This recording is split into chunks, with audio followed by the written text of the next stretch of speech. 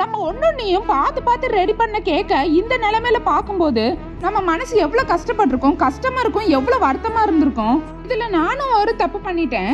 ரீசெண்டா கஸ்டமர் ஒருத்தங்க எனக்கு 1 kg ரசமலாய் கேக் ஒன்று வேணும்னு கேட்டிருந்தாங்க. இது கூடவே மில்க் சாக்லேட் நிறைய போட்ட ப்ரௌனி ஸ்லாப் ஆர்டர் பண்ணியிருந்தாங்க. கஸ்டமர் ரொம்ப ஸ்வீட். அவங்க கொடுத்திருந்த ஆர்டரும் சரி அவங்களும் சரி அவ்வளவு ஸ்வீட்டா பேசினாங்க. பாப்பாவோட ட்ரெஸ் கலர்ல கேக் இருக்கணும், அதனால லாவெண்டர் கலர்ல கேக்க ரெடி பண்ணிருங்க.